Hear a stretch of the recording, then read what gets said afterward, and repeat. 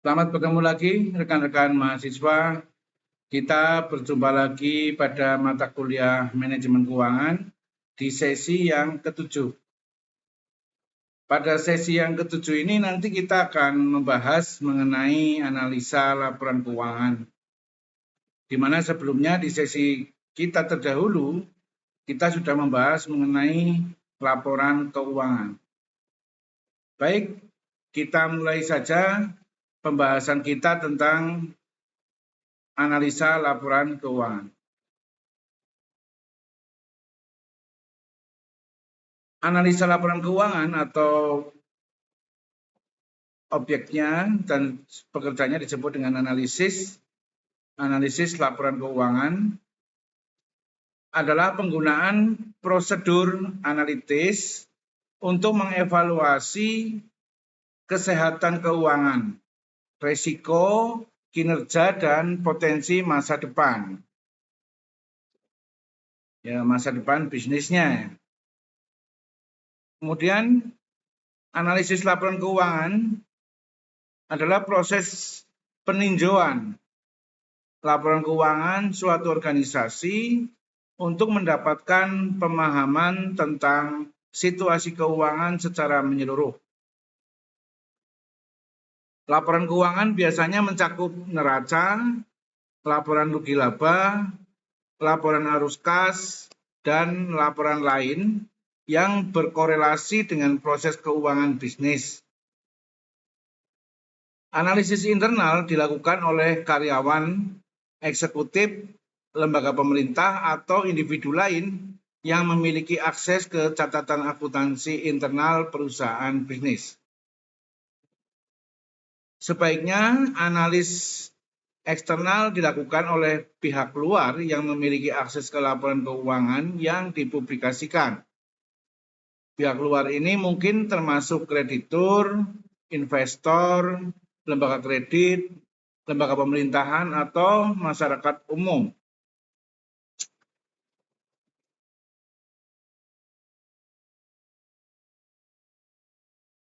Manfaat dari analisa atau analisis laporan keuangan adalah dapat membantu bisnis Anda berkembang. Melalui analisis yang baik, Anda dapat mengetahui dan mengidentifikasikan kekuatan, kelemahan, dan hubungan keuangan yang ada di perusahaan Anda. Berikut adalah beberapa fungsi yang akan didapatkan jika melakukan analisis laporan keuangan secara teratur. Yang pertama adalah mengetahui utang terkini atau update kewajiban. Analisa atau analisis laporan keuangan yang pertama untuk mengetahui utang terkini bisa berupa analisis rasio lancar. Ini adalah total aset lancar Anda dibagi dengan kewajiban lancar di neraca Anda. Ini dapat membantu Anda menentukan apakah Anda memiliki likuiditas yang cukup untuk memenuhi hutang yang akan datang. Artinya, analisis rasio lancar ini bisa mengetahui kondisi posisi dari uang yang kita miliki terhadap utang yang kita miliki. Fungsi yang kedua adalah untuk menentukan margin keuntungan. Berapa biaya untuk memproduksi produk? Anda dapat menggunakan persentase margin kotor untuk menentukan ini, yaitu pendapatan total dikurangi biaya penjualan dibagi dengan pendapatan total. Ini nanti bisa kita lihat rasio-rasionya ya. Kemudian fungsi yang lain adalah untuk memantau jumlah persediaan. Anda dapat mengelola inventory atau persediaan dengan lebih baik menggunakan rasio perputaran persediaan. Atau menentukan apakah Anda memiliki persediaan yang cukup untuk memenuhi angka penjualan yang diproyeksikan. Nah, di sini dalam rasio ini adalah kita akan mengetahui dari stok atau jumlah persediaan barang dagangan yang kita miliki, ini bisa berputar berapa kali dalam satu periode akuntansi atau biasanya 1 tahun. Semakin cepat perputarannya, ya, atau semakin banyak putaran penjualan terhadap persediaan ini, maka akan semakin baik. Artinya persediaan kita dianggap efektif. Kemudian fungsi berikutnya adalah menentukan hutang terhadap ekuitas. Rasio hutang terhadap ekuitas menentukan berapa banyak total kewajiban dalam kaitannya dengan ekuitas Anda dalam bisnis di neraca. Apakah Anda memiliki hutang 2 kali lebih banyak dari yang Anda miliki di perusahaan? Atau apakah Anda memiliki lebih banyak ekuitas daripada utang Anda? Ekuitas di sini adalah modal sendiri ya. Ekuitasnya adalah modal. Jadi yang terbaik adalah modal lebih besar daripada hutang. Tetapi dalam kondisi tertentu memang kadang-kadang terutama untuk perusahaan-perusahaan yang sudah besar, ya itu tidak bisa dihindari bahwa hutang itu lebih besar daripada modal. Fungsi berikutnya adalah memperkirakan peningkatan seiring waktu. Bandingkan angka analisis laporan keuangan Anda dari waktu ke waktu untuk melihat tren dan perubahan yang mempengaruhi ya bisnis Anda. Di sini adalah analisa tren berupa time series. Sekarang kita bicara analisa perbandingan di laporan keuangan. Neraca menunjukkan aktiva, hutang, dan modal perusahaan pada saat tertentu. Dengan demikian, neraca yang diperbandingkan atau disebut dengan comparative balance sheet menunjukkan aktiva, hutang, serta modal perusahaan Anda pada 2 tanggal atau lebih untuk satu perusahaan atau pada tanggal tertentu untuk 2 perusahaan yang berbeda. Dengan membandingkan neraca untuk 2 tanggal atau lebih akan dapat diketahui perubahan-perubahan yang terjadi. Perubahan-perubahan ini penting untuk diketahui sebab akan menunjukkan sampai seberapa jauh perkembangan keadaan keuangan perusahaan di mana perubahan-perubahan di dalam neraca dalam suatu periode mungkin disebabkan karena beberapa hal. Ya, yang pertama adalah mungkin karena laba atau rugi yang bersifat operasional maupun yang insidentil. Sebab yang kedua mungkin adalah diperolehnya aktiva baru maupun adanya perubahan bentuk aktiva. Jadi bisa jadi kita membeli barang baru atau membeli mesin baru dan sebagainya. Sebab yang ketiga adalah timbulnya atau lunasnya hutang maupun adanya perubahan bentuk hutang yang satu ke bentuk hutang yang lain. Misalnya tadinya adalah hutang jangka pendek diubah ke hutang jangka panjang. Dan kemungkinan yang keempat adalah pengeluaran atau pembayaran atau penarikan kembali modal saham.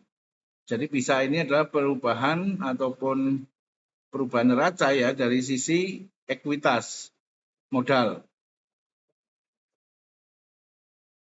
Apabila laporan keuangan dianalisa dengan membandingkan dari laporan-laporan selama beberapa periode, maka analisa yang demikian dinamakan analisa horizontal atau analisa dinamis. Sedangkan apabila laporan keuangan yang dianalisa hanya meliputi satu periode saja, atau hanya membandingkan antara pos yang satu dengan pos yang lain dalam satu laporan keuangan, analisa yang demikian disebut analisa vertikal atau analisa statis. Dengan melakukan analisa dinamis, diperoleh hasil analisa yang lebih memuaskan. Karena dengan laporan keuangan yang diperbandingkan untuk beberapa periode, akan diketahui sifat dan tendensi perubahan yang terjadi dalam perusahaan tersebut. Artinya kita akan bisa menganalisa tren perubahan masing-masing pos di dalam neraca. Dalam metode analisa perbandingan ini dapat ditunjukkan dalam A adalah data absolut atau jumlah-jumlah dalam rupiah. B, kenaikan atau penurunan dalam jumlah rupiah. C, kenaikan atau penurunan dalam prosentase. D adalah perbandingan yang dinyatakan dalam rasio-rasio. Dan E dinyatakan dalam persentase dari total. Ini nanti semua akan kita pelajari di sesi ini ya. Bentuk atau kolom-kolom dalam laporan keuangan yang diperbandingkan tersebut dapat digambarkan sebagai berikut. Ini adalah contoh membandingkan laporan keuangan. Kita lihat di tabel kiri, itu ada laporan keuangan dari 2 periode. Dalam perhitungan kolom C, menunjukkan perbandingan-perbandingan yang terjadi dalam absolutnya atau jumlah dalam rupiah. Sedangkan dalam kolom D, menunjukkan pertambahan dan pengurangan yang dinyatakan dalam prosentase. Prosentase ini dapat dihitung dengan membagi jumlah pertambahan atau pengurangan dari setiap pos dengan jumlah yang terdapat dalam laporan tahun sebelumnya atau tahun yang menjadikan pembandingan dasar. Tahun dasar. Kemudian kolom E dihitung dengan membagi jumlah rupiah tiap pos dari tahun yang diperbandingkan dengan tahun pembanding atau tahun dasar, sedangkan kolom F adalah prosentase dari total dengan cara membagi masing-masing pos aktiva, ya, pos aktiva dibagi dengan jumlah aktiva. Jadi masing-masing pos aktiva, misalnya kalau bicara aktiva lancar, di situ ada kas, ada piutang, ada persediaan dibanding dengan jumlah keseluruhan aktiva.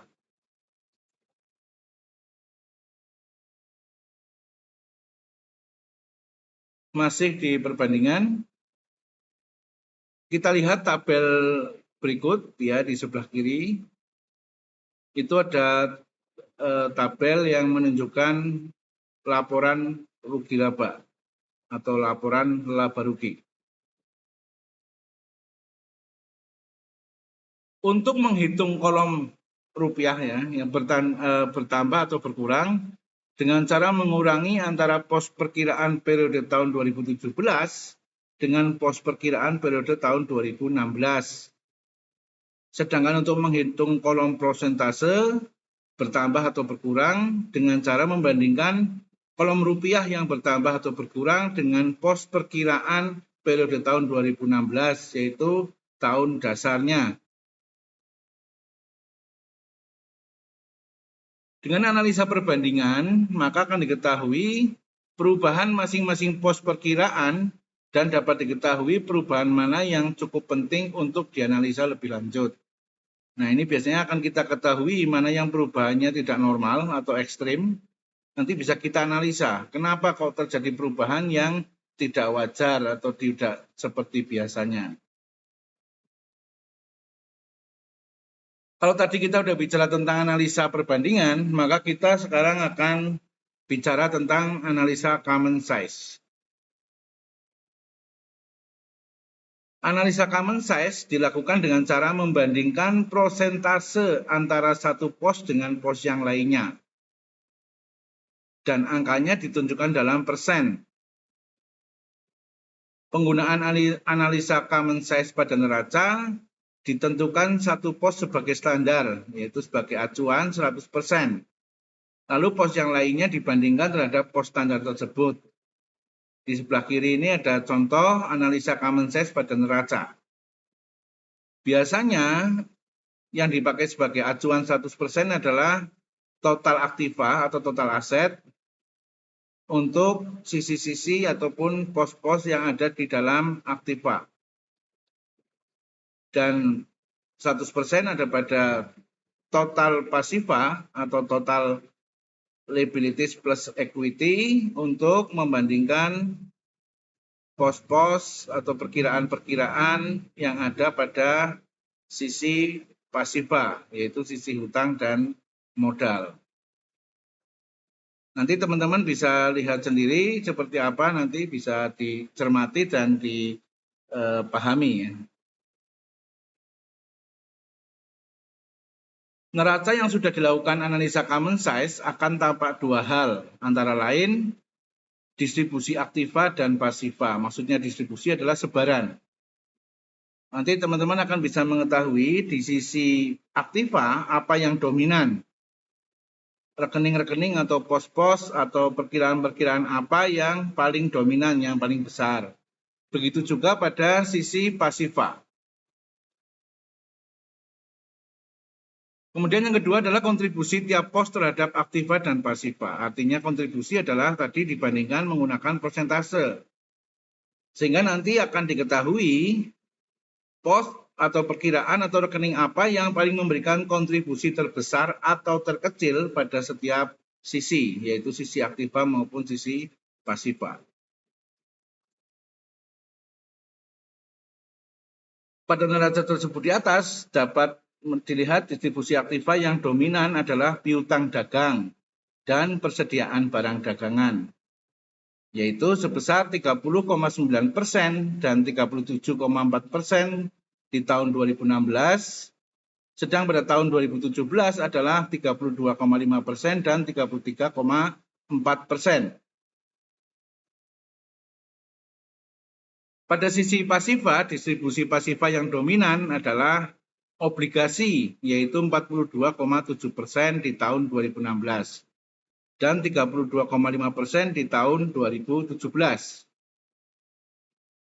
Dengan melihat angka yang dominan dengan pos-pos yang lain, maka harus membuat penekanan bahwa pos tersebut harus dianalisa lebih seksama.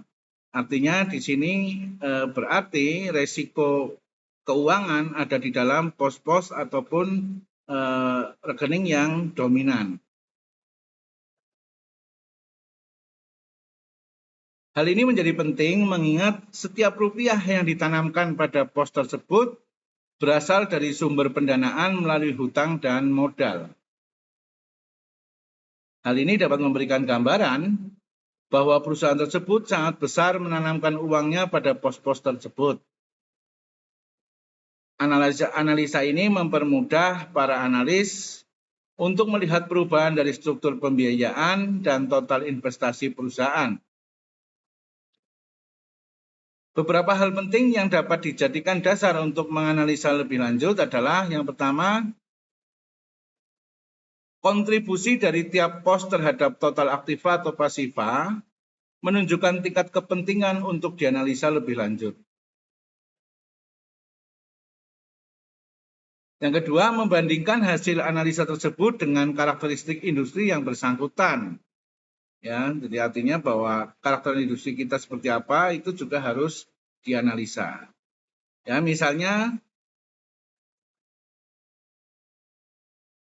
untuk perusahaan manufaktur yang padat modal, aktivanya akan terdistribusi ke aktiva tetap karena memerlukan bangunan pabrik dan mesin-mesin industri dalam proses produksinya. Jadi dalam perusahaan manufaktur pasti kontribusi aktiva tetap akan besar. Apa saja perusahaan manufaktur? Ya, manufaktur adalah perusahaan-perusahaan yang melakukan proses produksi, membuat dari bahan mentah menjadi bahan jadi. Itulah perusahaan manufaktur. Kemudian pada perusahaan jasa, aktivanya akan terdistribusi pada piutang. Ya, karena perusahaan ini mengelola keuangan yang disalurkan pada yang membutuhkan, misalnya perbankan. Jadi di perusahaan jasa biasanya distribusinya terbesar di rekening ataupun di perkiraan piutang. Karena perusahaan jasa relatif tidak terlalu membutuhkan investasi aktiva tetap seperti mesin-mesin, seperti bangunan pabrik dan lain-lain. Itu tidak terlalu dibutuhkan. Sedangkan pada perusahaan perdagangan, aktivanya akan terdistribusi pada piutang dan persediaan barang dagangan. Ya, jadi kalau di perusahaan jasa, karena perusahaan jasa itu kan tidak memiliki, jarang sekali memiliki persediaannya. Misalnya jasa jual beli rumah, itu kan tidak perlu persediaan rumah, tapi hanya cukup sebagai maklar atau sebagai agen, ya. Tapi kalau di perdagangan itu mutlak diperlukan persediaan barang dagangan dan pasti yang besar juga di piutang karena tidak semua penjualan dengan cara tunai. Penggunaan analisa common size pada laporan rugi laba harus menentukan pos penjualan bersih atau net sales sebagai standar. Yaitu standar 100%. Lalu pos yang lain dibandingkan terhadap pos standar tersebut. Jadi kalau tadi kita sudah melakukan analisa common size pada neraca, maka sebaiknya kita juga melakukan analisa common size pada pos rugi laba.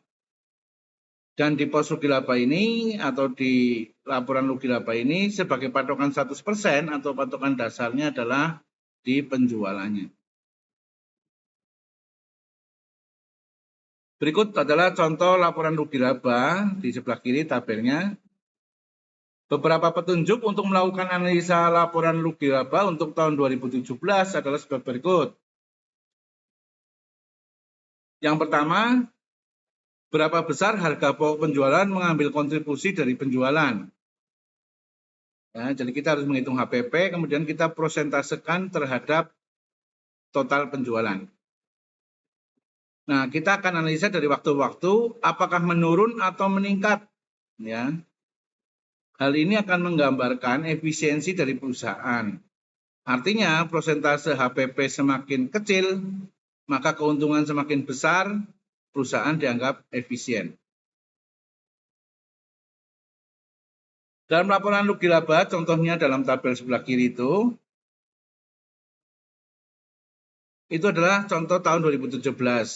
Adanya kenaikan harga pokok penjualan dan juga menunjukkan bahwa setiap penjualan Rp1, maka sebesar 0,7429 adalah untuk harga pokok penjualan. Di situ kita lihat persentase HPP-nya seperti apa dan trennya seperti apa dari 2016 ke 2017.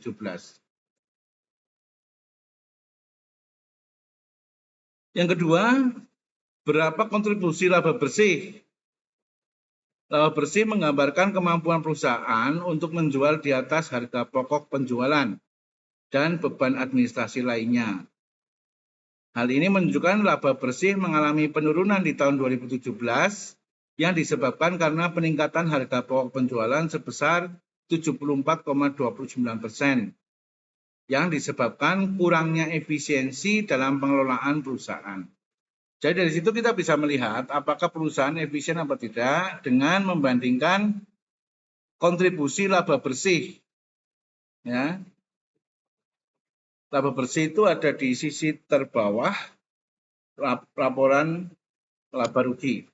Dibandingkan dengan penjualan, maka apabila laba bersihnya semakin besar, artinya perusahaan itu semakin efisien.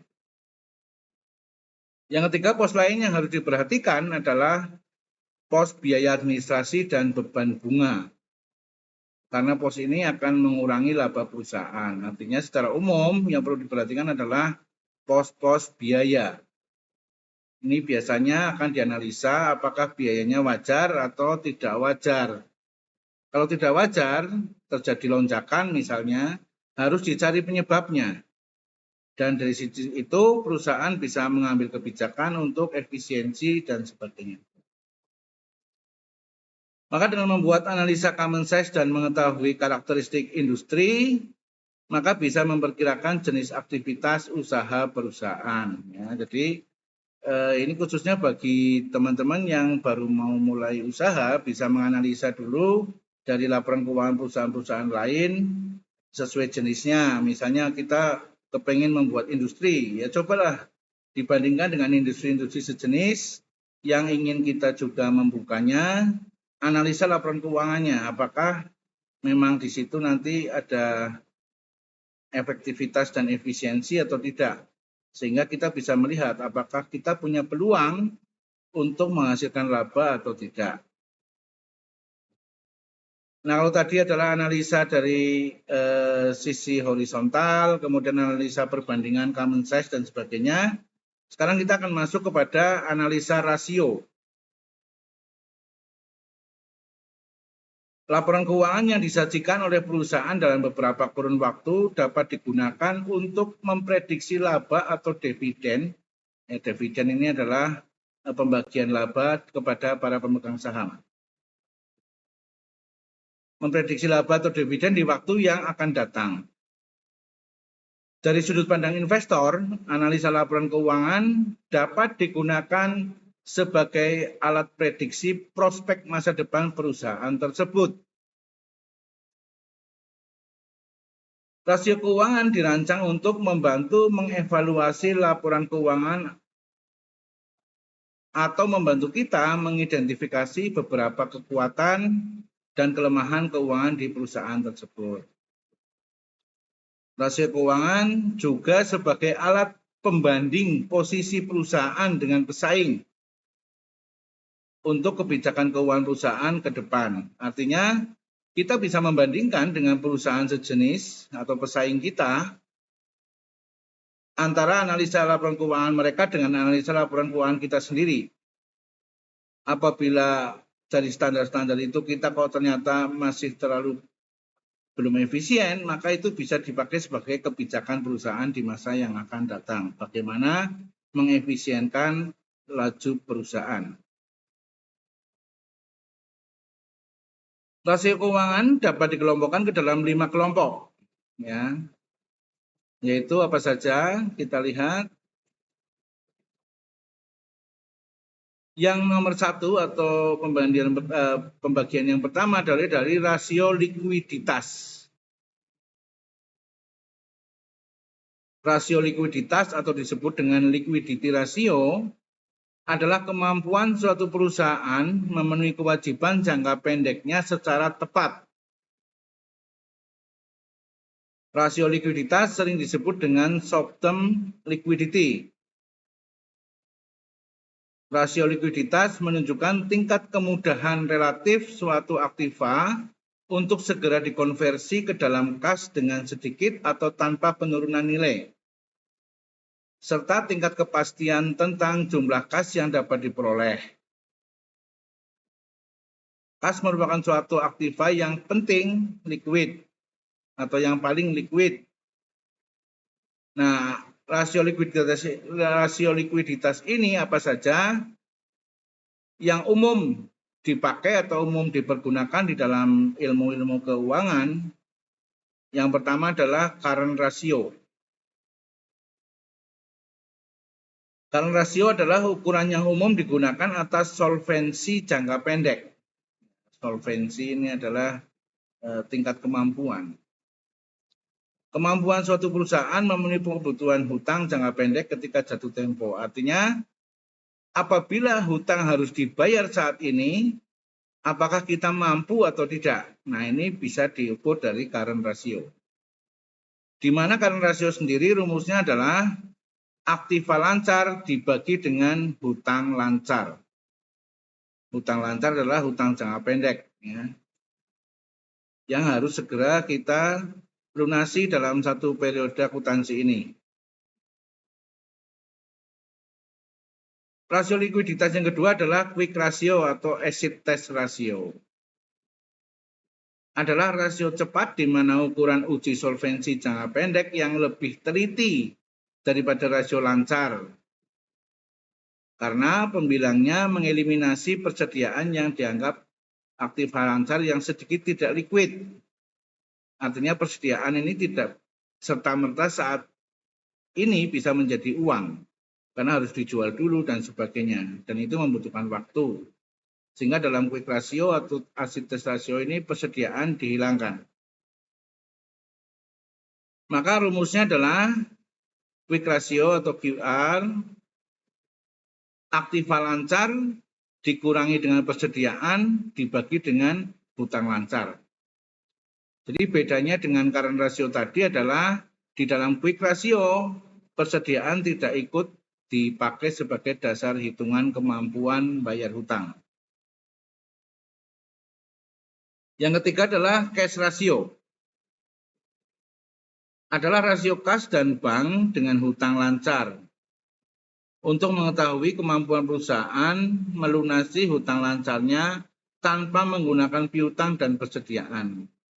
Jadi cash ratio ini adalah untuk menghitung kemampuan kita membayar hutang murni dari kas yang tersedia, ya, baik kas yang ada di dalam perusahaan maupun kas yang tersimpan di bank.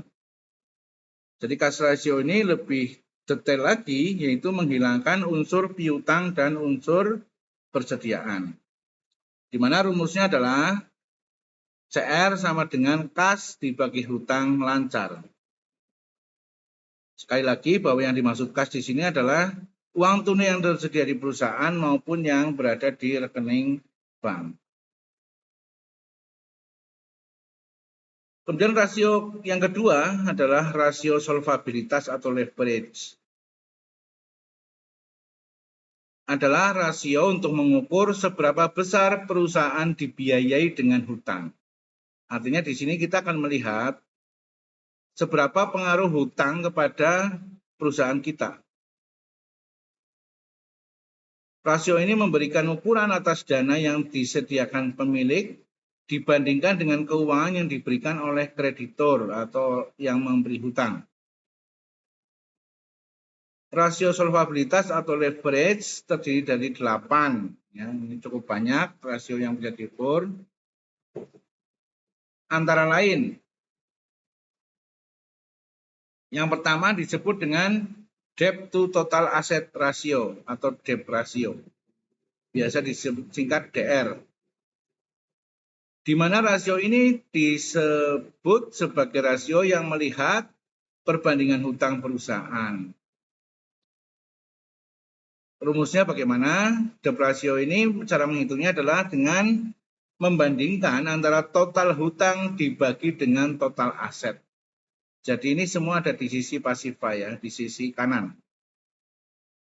Total hutang ini terdiri dari hutang lancar maupun hutang jangka panjang. Dan total aset ini terdiri dari aset lancar maupun aset tidak lancar. Jadi membandingkan sisi kanan pasifa dengan sisi kiri aktiva dalam neraca ini disebut dengan debt to total asset atau debt ratio. Rasio solvabilitas yang kedua adalah debt to equity ratio. Ini adalah rasio yang sangat populer ya. Biasa disingkat dengan DER. Adalah ukuran yang dipakai dalam menganalisa laporan keuangan untuk memperhatikan besarnya jaminan yang tersedia untuk kreditor. Artinya besaran jaminan aset yang kita punya terhadap modal yang hutang yang kita miliki terhadap modal sendiri. Di dalam DER ini akan mengukur dari total pasifa yang ada, komposisi hutangnya dengan komposisi modal sendiri ini besar mana. Dengan rumus DER sama dengan total hutang dibagi dengan modal sendiri. Tentunya perusahaan akan dianggap kuat atau solid apabila nilai DER-nya ini di bawah angka 1 atau di bawah 100%. Dengan kata lain, modal sendiri lebih besar daripada total hutang. Maka perusahaan akan dianggap sehat atau perusahaan akan dianggap solid. Tapi apabila nilai DER-nya ini lebih dari 1, maka ini dianggap kurang solid meskipun masih bisa berjalan dan masih dianggap wajar. Berikutnya adalah time interest earned. Adalah rasio kelipatan atas kemampuan membayar bunga. Semakin banyak rasio kelipatan membayar bunga, maka perusahaan mampu untuk membayar bunga dengan baik. Jadi time interest earned ini adalah untuk mengukur seberapa besar kemampuan perusahaan kita membayar bunga pinjaman yang sudah kita ambil. Rumusnya bagaimana? Time interest earned adalah laba bersih operasional ya dibagi dengan beban bunga. Laba bersih operasional ini adalah laba bersih sebelum bayar bunga, ya, sebelum bayar bunga. Jadi istilahnya EBIT, earning before interest and tax. Nah, teman-teman bisa dipelajari di dalam akuntansi, ya, baik di pengantar akuntansi maupun di akuntansi lanjutan. Analisa yang keempat yaitu total asset to equity. Adalah rasio antara total aset dengan modal sendiri yang ada di dalam perusahaan. Ini adalah untuk mengukur dari total aset yang kita miliki, sebetulnya berapa persen yang merupakan modal sendiri? Rumusnya adalah total aset to equity sama dengan total aset dibagi dengan modal sendiri. Ini akan menjadi sangat ideal apabila seluruh total aset dibiayai modal sendiri. Artinya nilainya adalah 100% atau 1. Tetapi di bawah nilai 1 juga masih dimungkinkan. Artinya total aset dibagi modal sendiri, misalnya nilainya di atas 100%, itu masih memungkinkan. Artinya dari aset ini mungkin sebagian ada yang merupakan hutang. Berikutnya adalah fixed asset to equity. Adalah rasio yang membandingkan antara total aktiva tetap dengan modal sendiri. Kalau tadi sebelumnya adalah total aset atau semua aset. Kalau ini fixed asset to equity adalah khusus untuk aset aktiva tetap. Rumusnya adalah fixed asset to equity sama dengan fixed asset dibagi dengan modal sendiri. Fixed asset ini adalah aktiva tetap. Rasio berikutnya current asset to equity. Adalah rasio yang membandingkan antara total aktiva lancar dengan modal sendiri. Di sini beda dengan yang fixed asset, yang kita bandingkan adalah aktiva lancar. Ya, yang biasanya umumnya terdiri dari kas, piutang, persediaan gitu ya, itu adalah aktiva lancar. Sehingga current asset to equity ini rumusnya sama dengan current asset atau aktiva lancar dibagi dengan modal sendiri. Semakin besar nilainya, semakin kurang baik. Tapi semakin kecil artinya persentasenya ini akan semakin baik. Kemudian inventory to equity adalah rasio yang membandingkan antara total persediaan barang dengan modal sendiri. Rasio ini adalah membandingkan antara persediaan barang dagangan yang kita miliki dibanding dengan modal yang kita setor atau modal sendiri. Rumusnya adalah inventory to equity, persediaan barang dibagi dengan modal sendiri. Tentunya semakin kecil nilainya, ini akan semakin baik.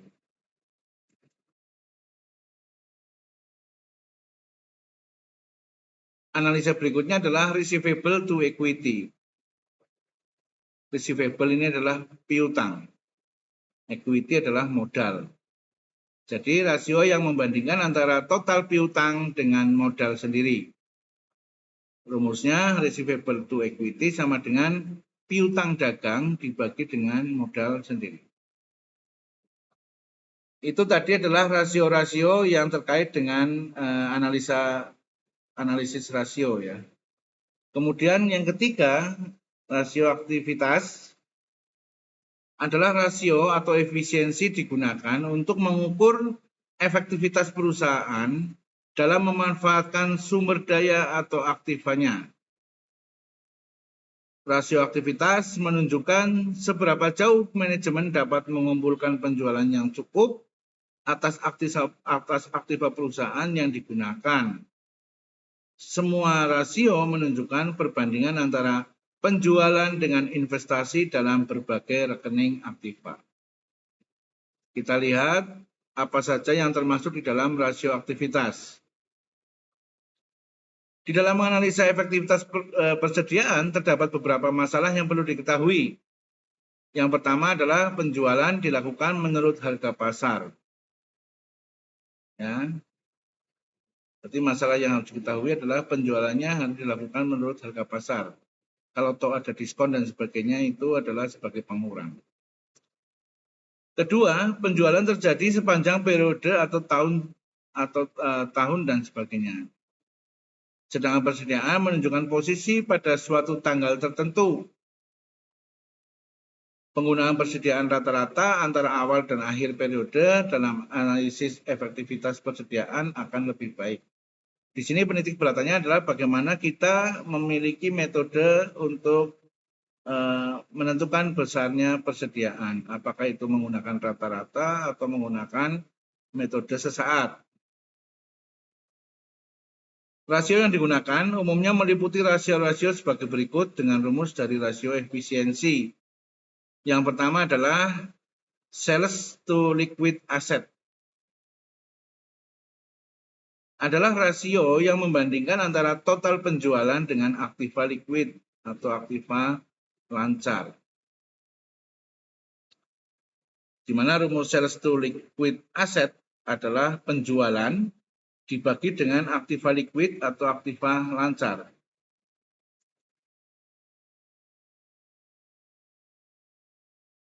Rasio yang kedua adalah sales to receivable. Sales itu penjualan, receivable itu piutang. Kita akan melihat efektivitas penjualan kita, apakah kebanyakan dijual dengan cara dihutangkan atau dengan cara kredit, atau sebagian atau lebih besar yang dijual dengan cara tunai. Tentunya akan semakin sehat apabila penjualan kita semakin besar yang dijual dengan cara tunai. Tetapi dalam kondisi tertentu atau barang-barang dagangan tertentu ini akan menjadi sulit untuk dilaksanakan. Maka kita akan mengukur seberapa tingkat penjualan yang dilakukan secara kredit dan berapa yang dilakukan secara tunai menggunakan sales to receivable. Rumusnya adalah penjualan dibagi dengan piutang dagang. Semakin nilainya di atas 1, ya, atau semakin nilainya mendekati 1, ini semakin besar. Nah, semakin buruk. Tapi kalau nilainya semakin kecil, prosentasenya di bawah 50%, ini semakin baik. Artinya dari 100% penjualan, misalnya 20% adalah sales to receivable-nya ketemu angka 20%, artinya penjualan yang dikreditkan hanya 20% dari total penjualan. Ini semakin baik. Tapi kalau penjualannya misalnya ekstrimnya 100% kredit, sehingga nilai dari sales to receivable ini adalah 100% atau 1, ini menjadi kurang baik. Rasio ketiga adalah sales to inventories. Inventories adalah persediaan, sales adalah penjualan. Adalah rasio yang membandingkan antara total penjualan dengan persediaan barang. Di mana rumusnya adalah sales to inventories sama dengan penjualan dibagi dengan persediaan barang. Semakin banyak penjualan, artinya misalnya nilainya 100 atau 100% atau 1, maka seluruh persediaan barang bisa kita jual. Tapi apabila nilainya kurang dari 1, berarti masih ada persediaan barang tersisa pada tahun periode yang kita jual.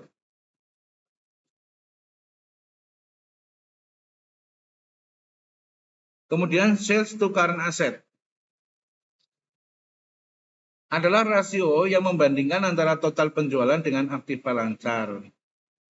Ya, aktiva lancar berarti biasanya terdiri dari kas, piutang, dan persediaan. Rumusnya sales to current asset adalah penjualan dibagi dengan aktiva lancar. Kemudian sales to fixed asset adalah rasio yang membandingkan antara total penjualan dengan aktiva tetap. Aktiva tetap ini biasanya berupa tanah, bangunan, mesin-mesin, kendaraan, dan sebagainya. Rumusnya adalah sales to fixed asset sama dengan penjualan dibagi dengan aktiva tetap. Yang keenam, sales to total asset. Kalau tadi fixed asset hanya dibandingkan dengan aktiva tetap, kemudian current asset hanya dibandingkan dengan aktiva lancar, maka sales to asset ini adalah penjualan dibandingkan dengan total aktiva, yaitu penjumlahan dari aktiva lancar ditambah dengan aktiva tetap.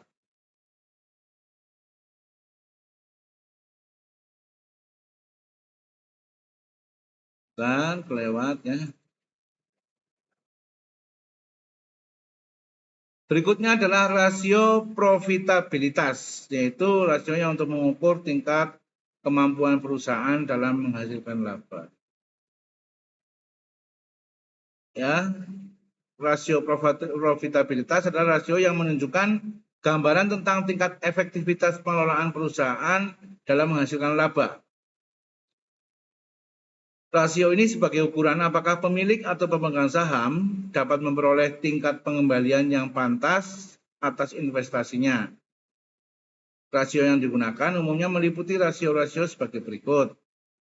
Yang pertama, net profit margin adalah rasio yang membandingkan antara laba bersih setelah pajak dengan penjualan.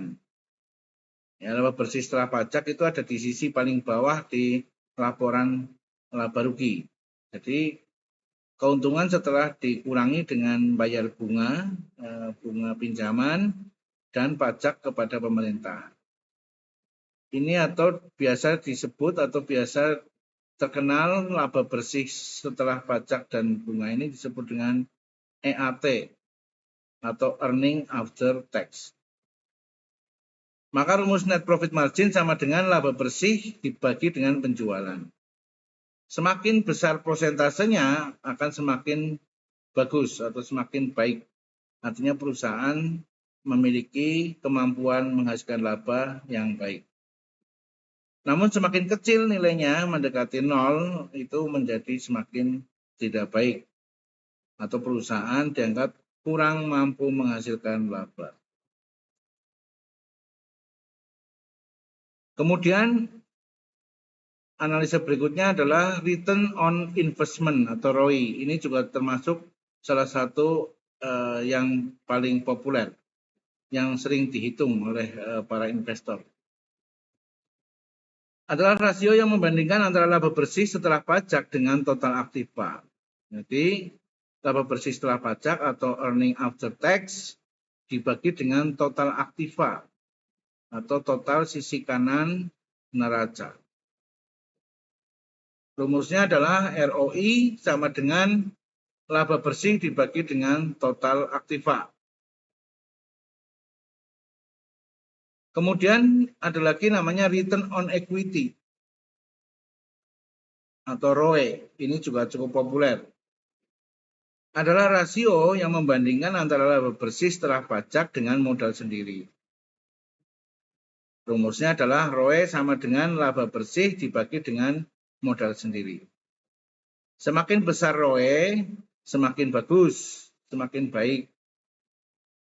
Ya, karena kemampuan perusahaan untuk menghasilkan laba atas dasar modal sendiri atau modal pemilik ini akan semakin besar.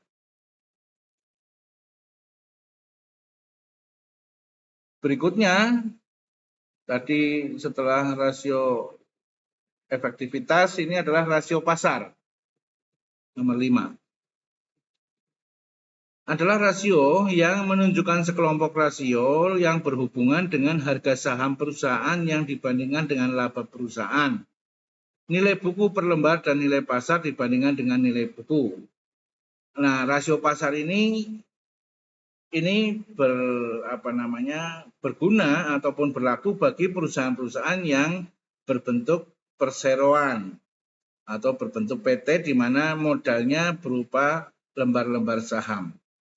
Kalau masih perusahaan perorangan atau perusahaan yang berbentuk CV ini tidak perlu dihitung karena di dalam CV maupun perorangan itu tidak ada saham yang diterbitkan.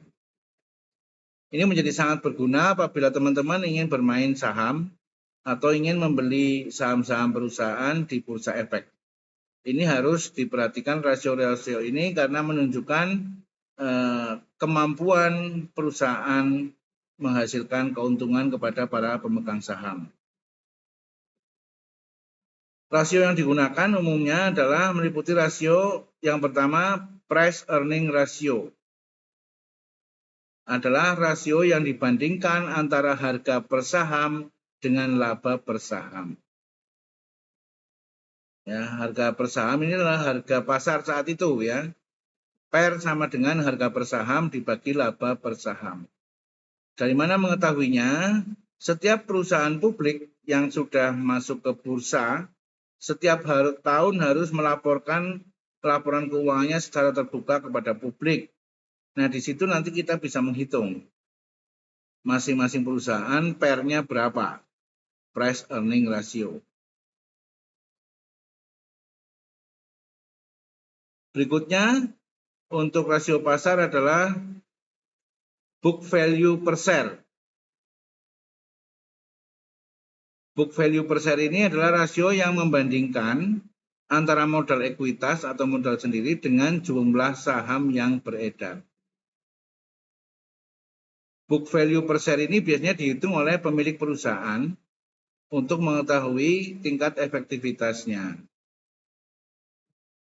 Book value per share rumusnya adalah modal di ekuitas atau modal saham dibagi dengan jumlah saham yang beredar.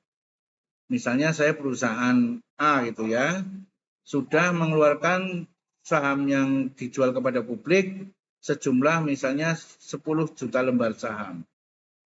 Sementara modal saya atau modal perusahaan di sini tertulis misalnya 10 triliun. Gitu ya. Maka book value per share-nya adalah 10 triliun dibagi dengan tadi jumlah saham yang beredar. Nanti akan ketemu book value per share per saham.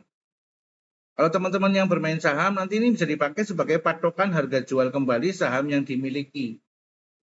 Ya, jadi kalau misalnya book value per share saya ketemu per lembar saham adalah 15.000 misalnya, maka saya kalau akan menjual saham harus nilainya di atas 15.000 supaya saya memiliki keuntungan. Nah, rasio pasar berikutnya yang ketiga adalah market to book value ratio. Adalah rasio yang membandingkan antara harga pasar per saham dengan nilai buku per saham. Ya. Ini juga penting, market to book value, untuk menghitung apakah saham yang kita pegang sekarang ini menguntungkan apa tidak. Gitu. Kalau menguntungkan mungkin tetap dipertahankan, tidak dijual. Tapi kalau mulai cenderung ke tidak menguntungkan, ini harus segera dijual. Maka market to book value ratio rumusnya adalah harga pasar per saham dibagi dengan nilai buku per saham. Ya, nilai buku ini adalah nilai buku per saham dicatat oleh perusahaan, yaitu besarnya harga saham pada saat saham perdana atau initial public offering. Ini analisa pasar sangat dibutuhkan bagi teman-teman yang benar-benar tertarik untuk bermain saham di bursa atau bermain investasi melalui saham. Saya kira demikian apa yang bisa kita jelaskan tentang analisa rasio atau analisa keuangan, di mana dalam analisa ini sangat penting, banyak sekali hal-hal yang perlu kita ketahui baik sebagai pemilik perusahaan maupun sebagai investor dan para kreditur. Untuk teman-teman yang ingin bertanya dan berdiskusi, silahkan nanti bisa ditanyakan di dalam grup WA mata kuliah kita, atau secara langsung melalui jaringan pribadi ke saya juga boleh. Saya kira demikian pembahasan kita pada sesi ke-7 ini tentang analisa laporan keuangan. Silakan diberikan komentar atau pertanyaan di dalam kolom pertanyaan atau kolom komentar di channel ini, juga sebagai bukti hadir, dan kemudian subscribe channel ini apabila teman-teman belum mensubscribe, like dan share kepada semua orang, agar apa yang kita bicarakan ini bisa memberikan manfaat kepada banyak orang. Saya kira demikian, terima kasih teman-teman, sampai bertemu lagi di sesi kuliah berikutnya.